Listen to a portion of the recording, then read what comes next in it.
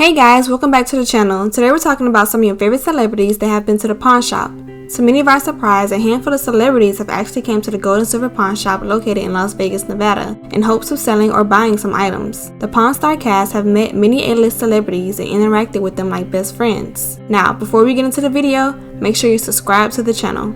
I had a quick question for you if you don't mind. I'll give you a quick answer. Alright, I have this comic strip here. Wow. Oh, this brings back memories. First we have Stan Lee. Marvel fans are used to seeing Stan Lee pop up in their favorite Marvel movies on a regular basis, but his cameo on Pawn Stars is one they didn't see coming. It all started with a random guy coming to the store with a vintage Spider-Man comic strip in his hand. He was greeted by Chum-Li, who was impressed after seeing the signatures of Marvel icons Stan Lee and John Romita, but couldn't know for sure if they were legit or not. Chum decided to consult the expert, but it wasn't one of their regulars. He asked the seller to join him in the queue and waits to meet none other than Stan Lee. The former chairman of Marvel Comics confirmed Romita and him created and signed this amazing comic strip. The two men had a nice little chat with the legend before going back to the store where Chum-Li cashed out $5,000 he promised to the guy if the comic was the real deal. $5,500. $3,200, that's the deal. $6,000. Next we have Steve Carell. Accessing Steve Carell is one of those people who makes each project he appears in 100% more hilarious, and he managed to do the same with Pawn Stars. 2013 was a busy year for the Office star, but he still found some time to make a stop at the world famous Gold and Silver Pawn Shop. He was in town promoting his new movie, The Incredible Burt Wonderstone, and making a cameo on this Las Vegas-based show seemed like a good idea. The World War II diver's knife caught his attention, and Rick was more than happy to let him take a look. Harrison ended up making the sale, and in a mini interview at the end, Carell joked about coming back to the store and trying to sell a couple of items, including the suede jacket he was wearing at the time. The old man and Big House staring at the camera from the distance like they're in the office.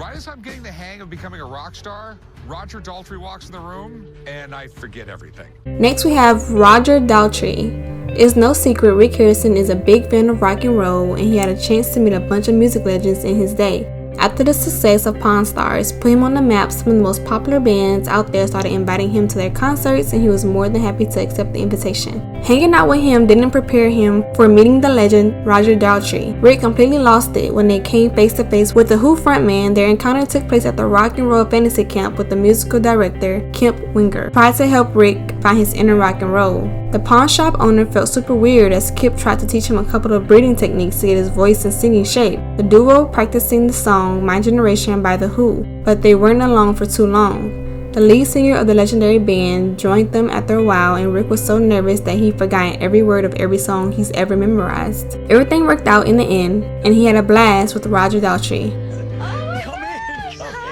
Come in. How are you doing? I don't know why, but a girl has never reacted like that to me. Last we have Bret Michaels.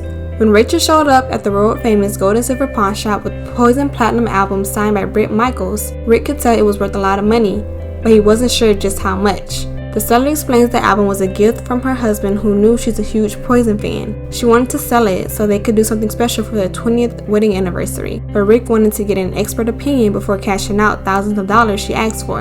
The expert he contracted was none other than Bret Michaels, and Rachel was head over heels after seeing him in the flesh. Rick managed to talk her into selling the album for $2,500, as the woman couldn't say no to that after he helped her meet her idol. Michaels explained the record in question was made specifically for charitable events, and Rick was so kind to give the album to Bret so he could auction again and earn money for his charity.